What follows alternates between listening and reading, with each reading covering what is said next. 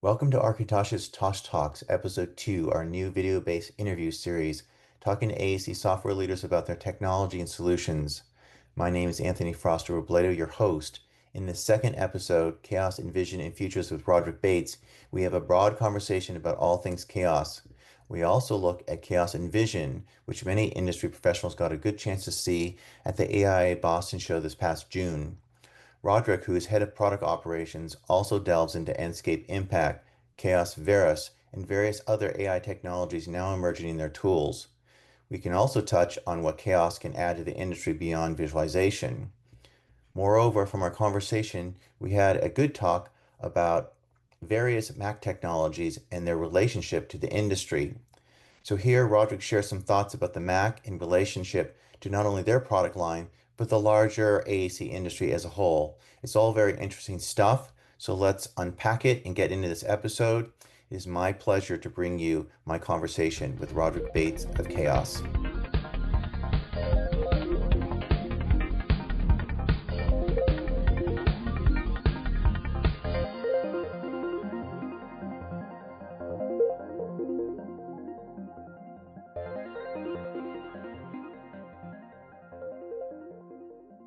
Okay, Roderick, thank you so much for joining us on what will be our second Tosh Talks uh, video um, video feature. It's my pleasure to have you, and I'm excited to talk to you about all the great things that you guys are working on with the Chaos team, and you're doing so much with things not just in the visualization space, but you're doing an amazing amount of other work in areas that kind of extend the visualization framework into visualizing other kinds of data used in the design process. And of course, Enscape Impact is one of those things. But I want to talk to you today about not just Enscape Impact, but some of the other tools and principally Envision, which was shown at the AIA Mm. event last week. And really, from every time I went by the booth, which was a very busy booth, it seemed like there was a lot of people that were curious about Envision, which, some of your product managers call sort of Enscape on steroids, if that's a good term. It might be. I think it's healthier than that. But I think that's a really interesting way of describing it. I would also say what I think was most interesting is that people know, they know Chaos, they know our incumbent tools, they know V-Ray, they know Enscape. And then, but Envision is unknown to them. And for us to come with a new software, I think for a lot of people, they want to know, well, what's the value add? I really like using V-Ray, or I really like using Enscape, and where does this slot in? And I think that was one of the most exciting things about AIA is getting to show people what you can do in Envision and the capabilities that perhaps fill gaps that they had perhaps in the context of Enscape. One of the most obvious ones was say with Enscape is you're working in one model. Enscape is a add-in for Revit, Rhino, SketchUp, Vectorworks. But you can't bring in a Rhino model and an Enscape model simultaneously in the same environment in Enscape. With Envision, that's sort of its bread and butter. People loved it when they saw that, like, wow, it's a perfect solution. I think the other thing that we really liked about showing people Envision is these little sparks of sort of excitement about new capabilities that usually were the reserve of pretty sophisticated tools.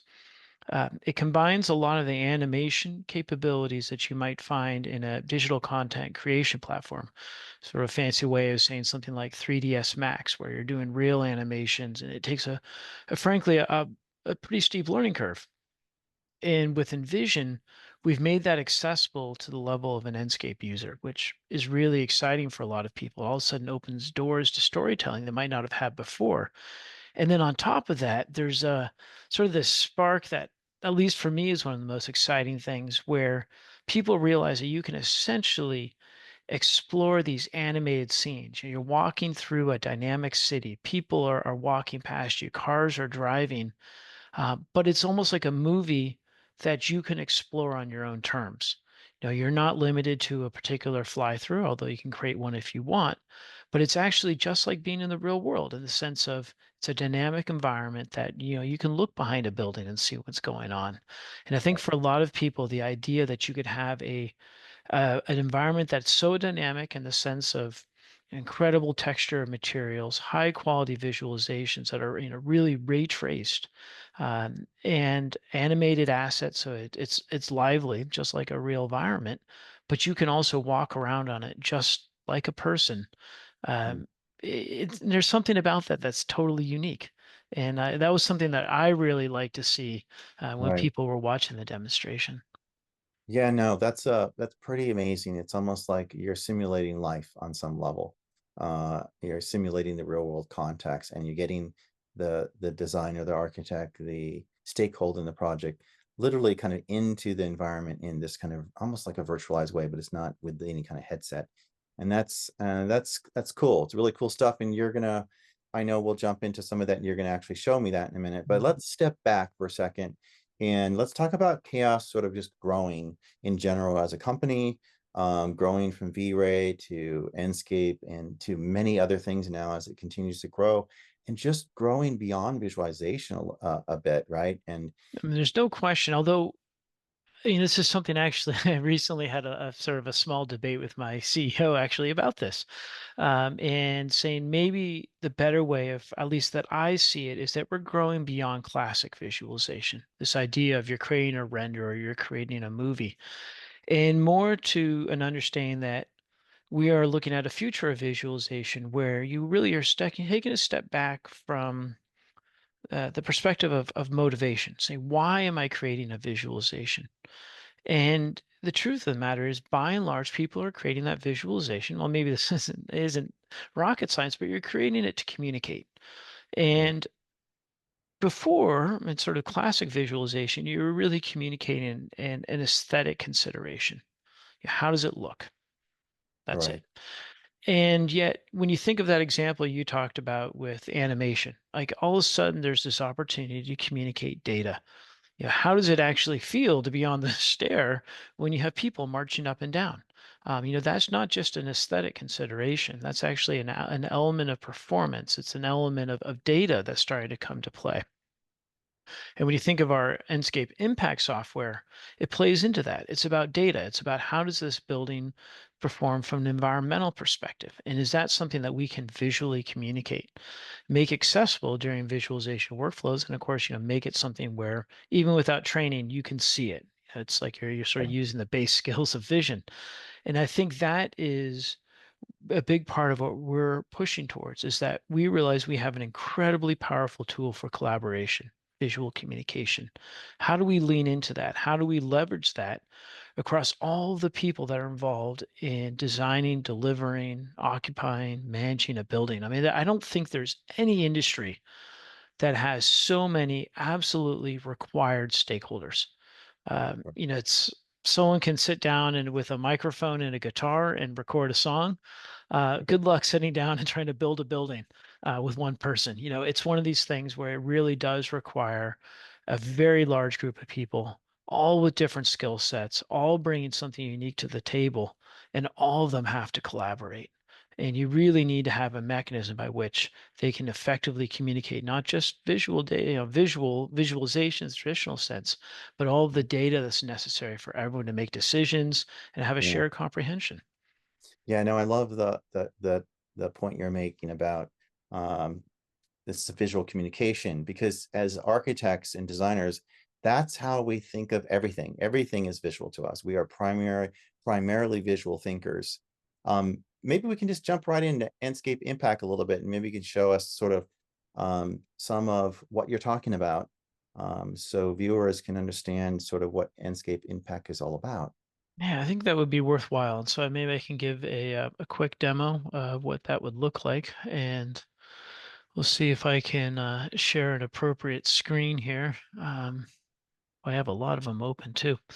Yeah. Let's see.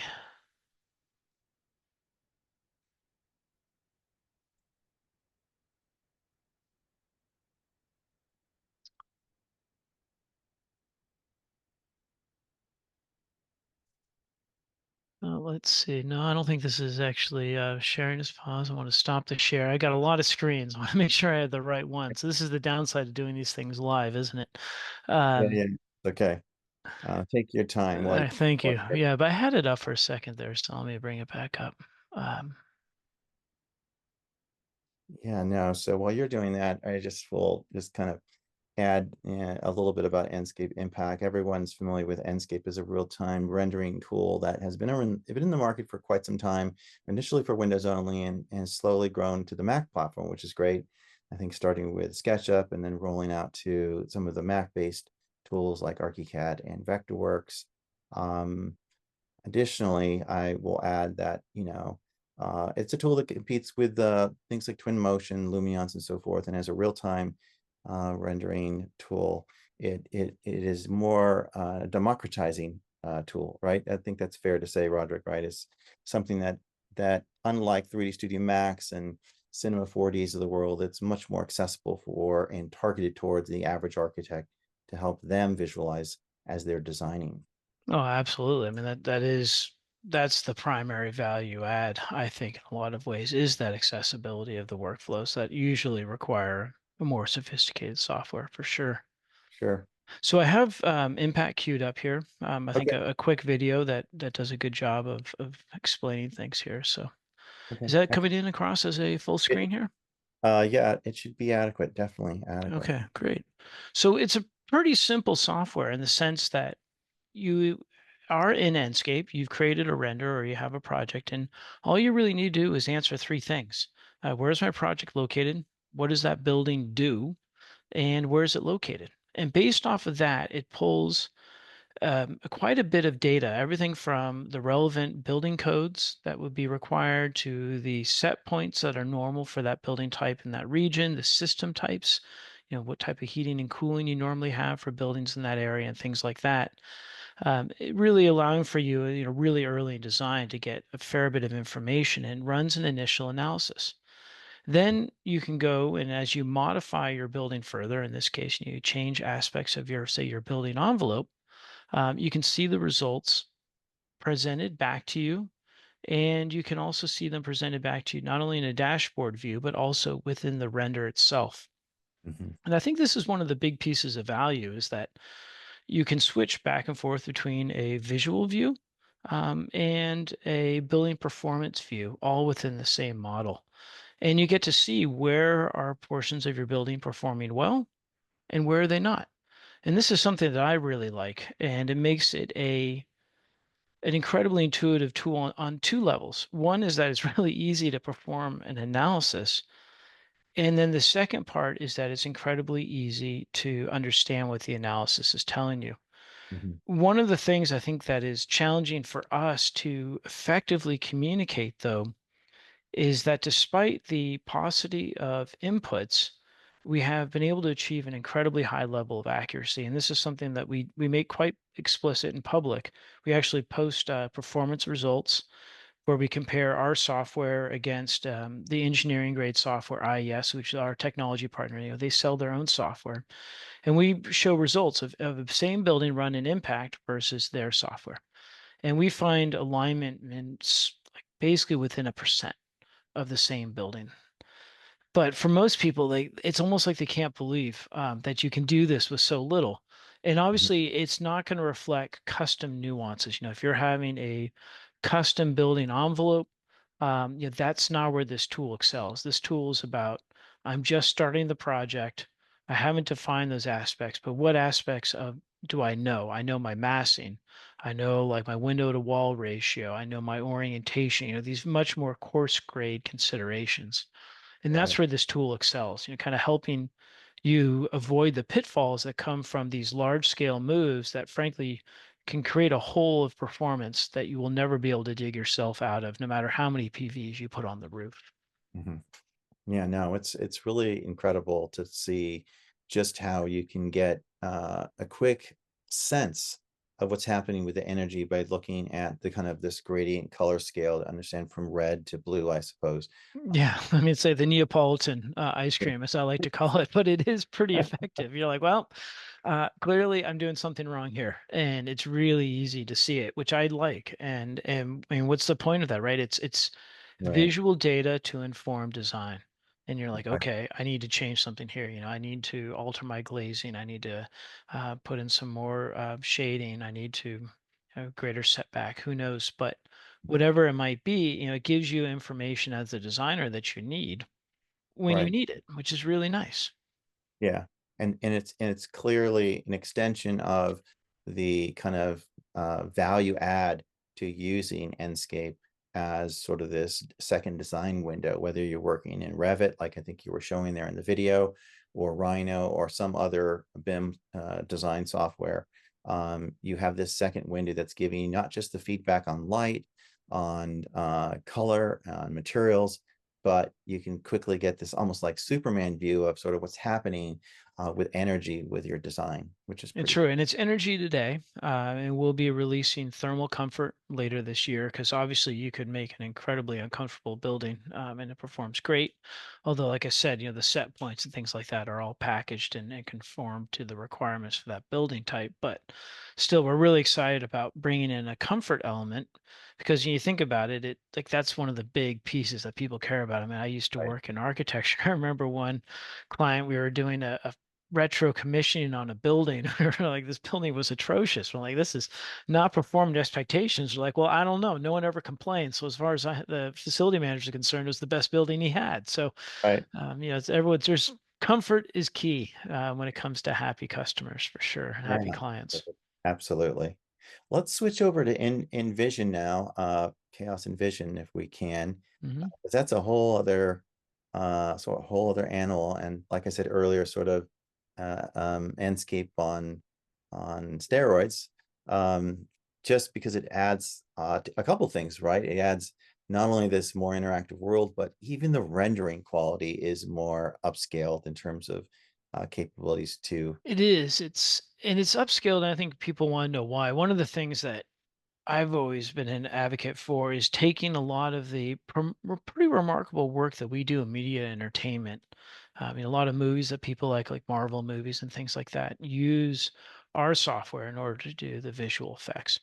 And one of the big trends in movie production, of course, has been virtual production. Those big LED caves that they Right, film in. And one of the challenges you have in those particular environments is the ability to essentially sync up a camera with the scene that's happening behind. So as a person moves, the scene behind moves in such a way that it makes it look very realistic, even though you have sort of a 2D image behind the individuals. We have a software that we call Arena that uses a rendering engine called Lavina. All these things sound like I'm not just rattling off kids, and I know everyone's name, but that rendering engine is one that can handle an incredibly complex scene. Because as you can imagine, you're looking at a I don't know, a speeder or something like that in some sci-fi movie go across a right, desert landscape. These scenes have to be huge. I mean, we're talking like literally kilometers.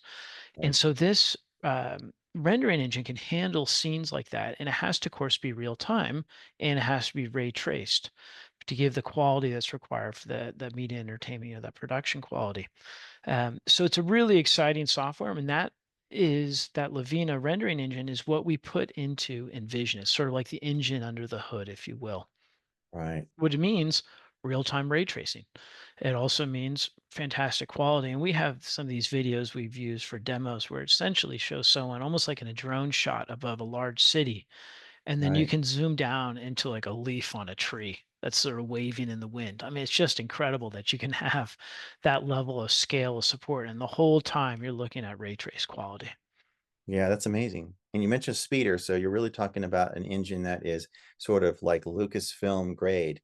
Yeah, I would say absolutely. I mean, that's Yeah, that's the idea, right? This isn't necessarily one that's going to be used for those final pixels. It'll be used by the director to say, okay, how is this shot going to look before I send it off to render, which I might not get back for like 2 weeks or something like that, right. right? So it needs to look really good.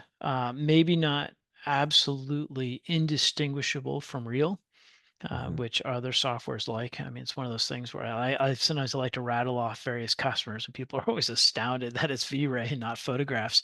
So there's that level of quality that's possible, but this is, like I said, it's it's good enough for the directors essentially to make those hard decisions and understand how it's going to look with a high level of confidence once it goes through that much more time consuming traditional rendering process, offline rendering process. Right. Excellent. Well, let's take a look at that. All right, so I'm going to show a little snippet here, something that I really like, which is this idea of almost being able to walk through a scene. So this is actually a video footage that's taken from a demo where we were just building a scene, and then we essentially went into a full screen mode and then just started navigating right into it. And that's one of the things that I really like about this particular piece of software. So if you look at, let me share my screen and. All right, so you're seeing actually this is on YouTube, but you can see, we're just in the process itself of using this particular piece of software. We're Mm. dropping in some cars that are animated, and it gets to a point here where you can say, okay, let's set up various speeds for these elements, and then we can go right into our scene. And here we are navigating the scene. You can still see some of the render paths, but we're going to switch over to a full screen view and be able to see these things as it actually is. So you can see there's just that quick render moment.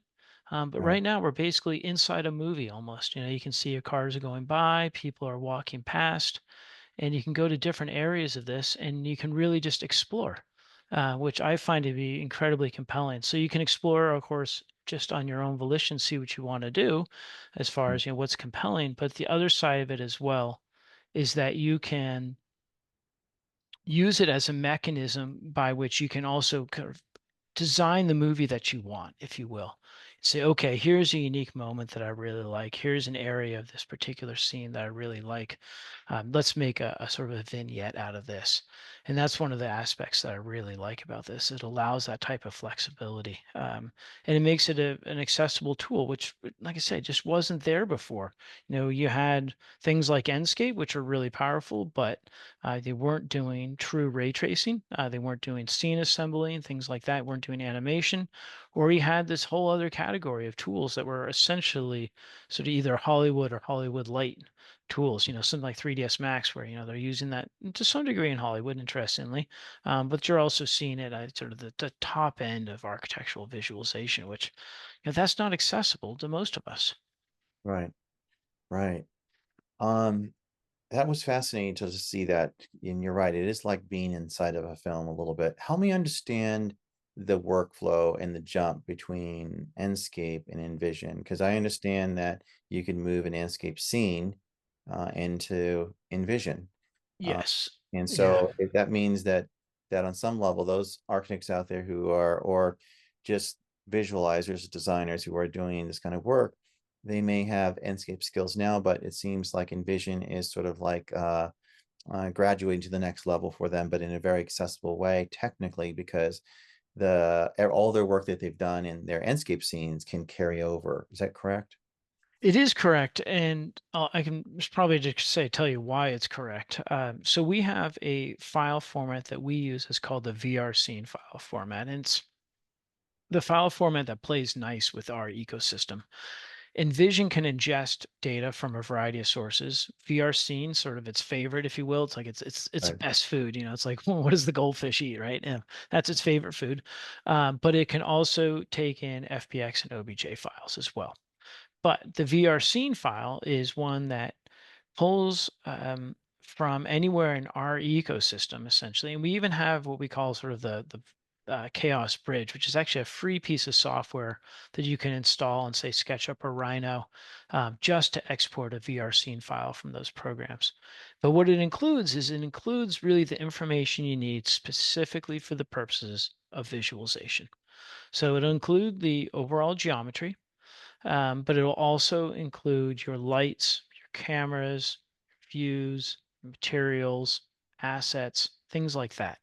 All of that stuff that you need in order to visualize. And the great thing also with Envision is that you can manipulate your scene. So you can kind of like pull a building apart if they're on, say, different works or different layers and things like that. So it brings in Right. that layer information if it resides in the host application that you're working in. So if you have something like that in, say, Revit, it'll bring that over. And then you can manipulate different components, sort of pull them apart and things like that. You can't create geometry, but you can move geometry sort of independently of each other.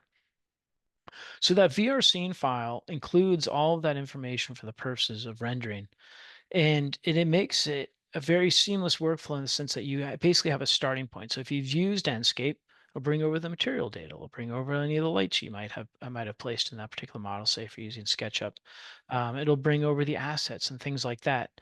And what we have and are continuing to make more and more robust is almost like an upgrade cycle. So Mhm. Enscape, because it's real time, simplifies everything. You're not going to necessarily have 4K textures, you'll have 2K textures. Like your Right. assets are almost, I like to use the description of like one of those Western villages in a movie where Yeah. it's like just the storefronts, and then like you go behind Right. and there's nothing there. It's kind Right. of like that. Everything's optimized for real time from the top down, right? And we have people whose job, that's what they do. They optimize everything for real time. And what we are doing and we've done and are continuing to do is essentially create this upgrade path. So the materials maybe are at one level in Enscape, and all of a sudden they get bumped up to that sort of that real-time ready quality of material. Same thing with assets. They'll get bumped up to that real-time quality. So it allows for everything to be a very seamless workflow in that sense. You don't have to repeat work because I think anyone who's like, say, lost a file when like Word crashed knows Yeah. that it's like twice as frustrating to have to do something again. Yeah, totally. And in the renting world, it could be quite time costly. It Um, can, and it also means too that you're not necessarily going to have an alignment of these things. It's like you've shown the client something out of Enscape all this time. They have an expectation, or you've shown the design partner or something like that. All of these things, and they're like, "Yep, that's what it's going to look like." And then if you have all of a sudden this shift where everything changes, you can have a problem. Now, at the end of the day, there are going to be changes in how it looks. Real time does not look the same as ray traced. There's right. aspects of the way light moves, it bounces off things that fundamentally it's going to be different. But that's really just an artifact of the quality. Um, there's that's just there's a Yeah. difference between something that's kind of looks good and something that looks real. Right. And I would imagine that for the most part, architects will feel like when they take their scenes from Enscape to Envision, they're going to feel maybe a little bit better about some things. Maybe some things will, because they're more accurate, might give them pause and make them think about a material change or a color change or something like that. I Um, think it's possible, and I was noticing actually looking through some of our demos. And there's ones where we're looking at a concrete planter, and an Enscape is kind of a limit on like when you look at something how nuanced it can be. Here, looking at this planter, and it's like all of a sudden, it's like you're seeing the porosity in the concrete, oh, right. and it's like it gives you a very different sense of the materials, and you realize all of a sudden, okay, that's what it's going to look like for someone who's walking by. Whereas opposed to the other ones where like your mind fills in the gaps. Anyone who played video games in the 80s, Mm, hats off to all of us because our imaginations are incredible. We yeah. filled a lot of Yeah. gaps, right? And that's a little bit what Enscape asks you to do too. Yeah, interesting. So this product, of course, sits below V-Ray, which is very well used by From a visualization. quality That- perspective, right? From, But yeah, maybe from above an ease of use. above and ease in use, but yes, from a quality perspective, it is definitely a little bit, at least a little bit lower, if not It maybe. is. I mean, there are literally things out there that people I talked to thought would have sworn up and down are photographs or were actually, real life filmed in high definition in its V-Ray. I mean, and Yeah, there's just, yeah, and that tool will always occupy that very elevated tier of performance. right. Can using that file format that is that your own hmm file format, can people go from Envision then up to a V-Ray workflow? Yeah, I mean, that's the beauty of the VR scene is that's the whole intent is that it really is a truly portable. I don't know if anyone will. For instance, we offer a collection. It's our software collection for architectural design, and it includes Enscape, Veras, and Envision, along with Enscape Impact. Right. That's very intentional. We really don't see that particular workflow, frankly, happening very Hmm. often. Maybe there's folks out there that would do it, but I would say that if you're willing to go through the effort of using Envision, I think that you'll probably already be in V-Ray. I, And our data shows that. I mean, maybe that'll happen. Maybe there's people that want to do that, but they are few and far between. I see. Interesting. That is interesting. It is. And maybe we're misreading it, and maybe there's people that want to continue to go up that Hmm. quality escalation. Um, but the evidence out there is that if you want V-Ray quality, you know it from the onset, Yeah. and you're pursuing that.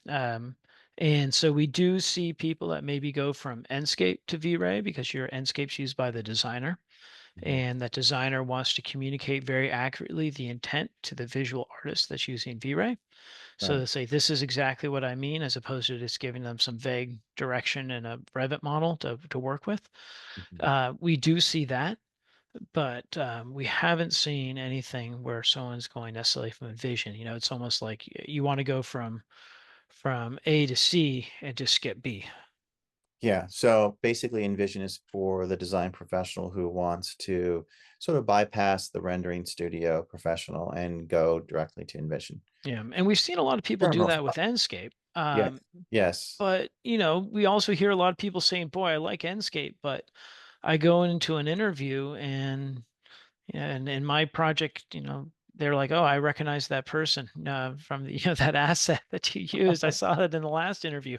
And all of a Right. sudden, with something like Envision, that's never going to happen. It's a huge asset library. It's infinite flexibility. You can bring in assets from anywhere, and it doesn't matter. The tool will just eat it up.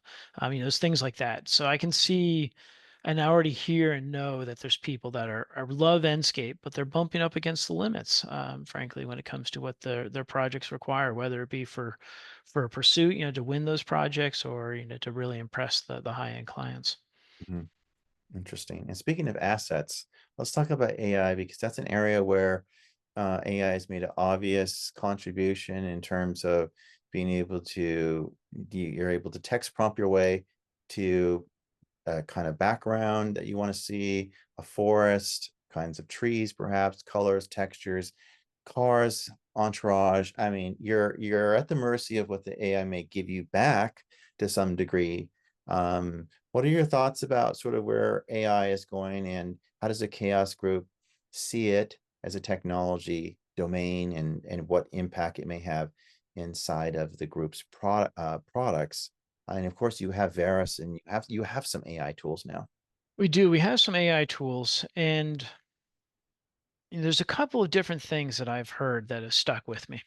One of them is from a leading technologist at a firm that we keep very close when it comes to feedback and critique. Right. And they said, I expect in 5 years my rendering software is basically to have no buttons. And I'm sure that's a bit of a provocation, right? But it's something that gives us pause Right. because if you look at something like V-Ray, boy, it's got a lot of buttons. Right. Um, so that's one side of it. And then I'm thinking of another conversation with another leading technologist at a very different architecture firm. Both of them do fantastic work. Mhm. And his comment was that the nature of the architectural process, the contractual requirements that usually dictate the types of tools that are used, and the types of regulation as far as around the stages of deliverables, the LOD models that's required at certain points and things like that, is such that he sees AI as being necessarily subservient to those larger workflows that are very, very entrenched. They're Right. entrenched in tradition, they're entrenched in just the way things are as far as the current practices, maybe not large scale tradition. And they're also entrenched in the contract structures as well. So there's almost these two competing perspectives in some ways. But what I Yeah. think it speaks to is a couple of different ways that we look at AI. One of them is about accelerating, as we say, and who doesn't say this, but it's accelerating your workflow. And there's a lot of things that people are doing right now that could be vastly expedited.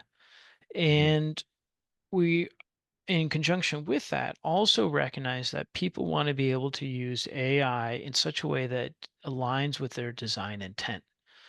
And that's easy enough to do when we integrate it into some of our more established software like Enscape, where you can use AI to, and right now we have an enhancer that sort of enhances the images. You look at what's coming, we have an enhancer that will allow for you to say, specify that person, and I want to have them be younger, older, a student, what have you, like very specifically adjust individual elements because we have enough data that we can say, okay, here's the metadata that calls out what that is, Right. and we're going to daylight that in such a way that you can edit and adjust specifically to get what you want. So it's about sort of aligning these tools with your intent in a more specific manner. Hmm. And then when you think about early design, people are oftentimes using AI tools for iteration, rapid iteration, coming up with multiple variations and things like that. And one of the things that we realize is that iteration without like a really strong intent is just Right. it's quite the mess. And so what Yeah. we want to do is be able to give our users iteration with intent, with focus, with control. And that's where I think the acquisition of Veris was so exciting is that there's an interesting opportunity and one that we're just starting to realize the benefits of by integrating Veris with Enscape in particular. And what Enscape does is Enscape speaks very nicely with the host application. It understands what various components are. It's able to pull, say, BIM data and things like that. And what we can do is start to use that to inform the prompts that are going into Veris. So Mm. Veris doesn't get just a viewport image. It's not just a building out of the SketchUp viewport, but rather it can be fed the material data. It can be fed more information around 3D geometry. It can be fed, these specific components that help it understand things in a much more nuanced way so that when you do iterate, it aligns much more closely with your intent. So it's sort of a hybrid workflow, right? It's a little bit of AI coupled with a little bit of modeling. And by doing that, all of a sudden, the quality improves massively. It's interesting. Right. Interesting. Were you going to show us some of the AI? Um, Yeah, we have some features actually, some things that the other thing maybe just to start off with though is that there is um an important component here about responsibility in AI. And so maybe it'd be worthwhile just to start off with that piece here right. is Okay. that we realize that people really want to understand what we're doing as far as a tool, and so we're bringing AI to a lot of different places. We have our AI enhancer, and we have it in obviously with our Veris software. Hmm. But one of the things that people want to know what the heck we're doing with the data that we generate. Is the information I put in here sort of going out into the wild and things like that. So one of the first things that we try to make absolutely clear is that we don't use any sort of publicly available data sets with our software. The other thing is that we in no way, shape, or form own what people are creating using our software. And part of also is that the people that also that create it own the output and completely. There's really no question about that. And then also that we are constantly testing our various AI. We do quite a bit of review. We find sometimes that in some of our sandbox environments, there's frankly indications almost like a bias or just odd artifacts in the use of AI. And this is something that we always try to avoid. And so we do a lot of internal testing to preclude that. But the Right. other thing that we're working on is also setting up specifications around how people can opt out in all the various ways that they can opt out of, say, whether it be data collection, maybe even AI tools, period. They're just not allowed on site. Other ways of doing that. So that's something that we're working with a number of key customers with right now, creating a really airtight specification, multi-phase rollout of Mm-hmm. AI opt out. So people really have control. And that's something that I'm actually quite pleased to see. It's maybe we'll get to the point where no one cares, but right now people do. Hmm. And something we really want to work with them on. Interesting. So one of the things you said was had to do with public data. That's you're using public data, correct? Is that correct? For some components, the original some original components are were trained on a sort of a On public data. lawn data set or whatever. I can't remember what the term was for it. But as far as our tools themselves, beyond these AI engines that are essentially like stable diffusion type things and Yeah. whatnot, we don't use any of the public data to train our data, I our see. software. So Right. like say like the AI enhancer and things like that, these improved refinements of it and things like that, we're not using any of the data to do that, I the see. customer data in particular. That makes sense. But some of the integrations that we have, you mentioned Enscape plus Veras. That's a pretty powerful one. Something that's going to be coming is bringing that to Envision. And so you can see some examples of what that might look like.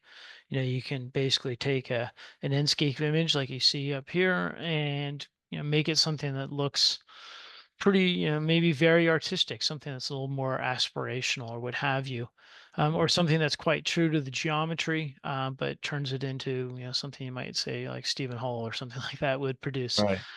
Or you can do something that's fairly subtle. Maybe you have a particular project here, but you want to try a slightly different wood. And you can see an example here where essentially what we've done is we've locked the seed, if you will. So we try to retain as much as possible between the geometry of the two variations, but then we create these multiple versions. And what works well with something like this is by having it in Enscape. Like I say, we're starting to improve the alignment of intent by reading more and more data. I think we're at the early stages of that. We'll be rolling out more and more sophisticated features and capabilities on that end. But the other thing is it really allows for you to sort of compose your scene. Say, okay, this is the view that I want, or these are the views that I want, and be able to create it. Whereas if you're just starting with, say, uh, a like a mid-journey type tool, it's purely from prompt. There's that starting Right. point is missing, and you can end up kind of drifting from your intent pretty easily. Interesting. Yeah. So the AI enhancer is one where you can see the example of what something like this looks like. And so Hmm. right now, we are allowing people to have sort of a minimum level of control. And it's basically that we enhance the people and the vegetation, and that's how it works. But we're providing and rolling out new features for more and more control to say target a specific artifact within the render itself, and then also to keep track of the various iterations that they might be doing. So this is something I'm pretty excited about, and I think it'll be a big benefit as far as making that tool more useful. Hmm. Now, let's get a little more out there, though, into things that are, I think, more compelling. One of them is an AI material generator. So this is also going to be coming out. It'll be integrated into our cloud offering, first accessible to amongst other users and Vision users. But the idea is that you can generate a material by uploading an image, and there's other softwares out there that do something similar. But one of the nice things is that we have a huge reservoir of experience and visualization. So I can say with some confidence, based off of testing, that our materials are pretty sharp, that you can get out of something like this. And so what it's made to do is essentially is you can take a photograph that you might have taken, maybe it's a product catalog image, what have you, and you're able to create a material out of that. That includes all the various maps that you need to really reflect what that actual material is going to look like. And then, of course, you can also store that within the Cosmos material library for future access. So it allows for people to very quickly create materials. And I know from visiting customers that creating a material from a real world object can be incredibly time consuming. And what this does is really cuts down on that particular process by automating a number of components of that material creation. Hmm. Not only time consuming, but it very critical. Sometimes getting the material just right is absolutely critical. It is, right? And you think about what you're trying to do. Let's say you're trying to have a client make a decision, and you give them a small sample and you're like, well, what do you think? Here's the mood board. And they're like, well, how are they supposed to understand what that looks like over the scale of a whole building? And I think that's what I really like about this is, I can almost see our customers have a sample on one hand Hmm. and a render in front of them, and they're able to essentially navigate that. So I think you saw, decent little Hmm. vignette there of what something like that would look like when it's dropped in. But Yeah. I it's think the realism that's out there now possible and the diffusion of this level of fidelity with rendering to more and more clients is making it so that if the materials are not just right, they're kind of looking at the architect and going, why can't you actually show me what the material real like that sample that you're You holding? sound like me when I talk to some people on the development team. But the truth is, this is really hard. Yeah, These no, things it are is right. not easy. The trying to One of the biggest challenges actually that we've had is this issue around. I guess it's not technically called tiling in the sense, but it's the visual appearance of repetition. Yes, And depending upon the scale of the sample that you have, it's quite easy to see that. Now, there's different tools you can use that we have, and some of them embedded, something called stochastic tiling, which kind of rotates things a little bit and whatnot that um, reduces the visual appearance of that. There's also AI methodologies you can deploy, but if you're trying to make this look like something real, right. do you want to do that? Do you want to let AI manipulate this in some way? Hmm. Probably not. So there's some challenges on that that are kind of unique in this context, and ones that I'm happy to say we've done a pretty good job at resolving. I wouldn't say it's necessarily perfect. This will be kind of a 1.0 release, but it's quite impressive. And what are we looking at right here exactly? Are we inside of So Cosmos? this is the yeah. So you're looking at the Cosmos browser, and we just generated this wood material, I and see. so now it's saved into the Cosmos browser. Your into your account, and then you're able to essentially drag and drop it. And so we drag it, and then you can see the preview visualization there on the left. I see. Oh, that's awesome. Um, that's fantastic. So, to sum up, our conversation, where do you think AI will ultimately sort of take, the chaos products and I mean, on some level, you're expanding out with more and more products, and they're getting more. On one level, you're democratizing high-end visualization. On the other end of the spectrum, you're making cinematic features and qualities easier to access, like in Envision. Yeah, so really two opposite ends of the Yeah, two opposite continuum. ends. But I'm just wondering what your thoughts are about where AI will feed into both of those that spectrum in general. Does it collapse the spectrum or does it widen it on some level? So there was a member of our customer advisory board for media entertainment that about a year ago came up with a great quote that I love trotting out, which was that AI has an absolute lock on the cat food commercials. And it's really true. You look at a lot of what you can do with AI, and you can create these short little scenes, and Hmm. with a strong narration, boom, you've got your cat food commercial. And I think, and the thing is that cat food commercials, you people made a lot of money doing cat food commercials, and I think that's a little bit of the challenge. So, I think you're going to see AI creep into that media and entertainment space Hmm. to some degree, particularly at the low end. I think you're going to see AI be more and more involved in aspects of it, creating maybe like say script editing, for instance, right? Or creating some of the storyboard images and things like that. So far, I will say there's absolutely an allergic reaction to see AI in the final pixels. For generation specifically, I mean, maybe AI technology in other forms, like say denoising or something people are more comfortable with. But when it comes to the final pixel generation, AI is, it's verboten. Like you're not seeing it there at all. Um, Right.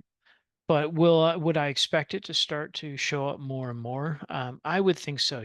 There's a real challenge there when it comes to budgets, Hmm. and maintaining productivity in the face of rapid escalation projects all of a sudden that come online and then go away, and then there's Right. gaps and whatnot that need to be filled, and those sort of things all speak to a need for more AI type tools that sort of help smooth over those peaks and valleys. So I think you're going to see more there to some degree. On Mhm. the other end, though, of say real-time visualization, architectural practice, and things like that, I see two different elements that really have us, maybe three different elements actually. One of them is using more and more AI to facilitate analysis. Right. Is helping you as you design, say, okay, does this building conform with code? Is it Right. hitting the environmental performance requirements? Um, is this aligning with, like, say, a transcript or an interview or a work session you had with the client? Do you have a Right. recording of a charrette and some of the outputs and saying, okay, help me make sure that this is aligning with that, or start to give me some inspiration that aligns with that, right? So much more unconventional ways in which you're able to take in a variety of data and use that to help facilitate your design process and the visualizations associated with it. And then at the same time, because of that, you're also reducing the barrier of entry. Hmm. The number of architects I've talked to that now tell me that a client came to them with a AI image and said, this is kind of what I was thinking about for that second home up in Maine. And then they're like, oh no, Right. now that they're coming to me with designs.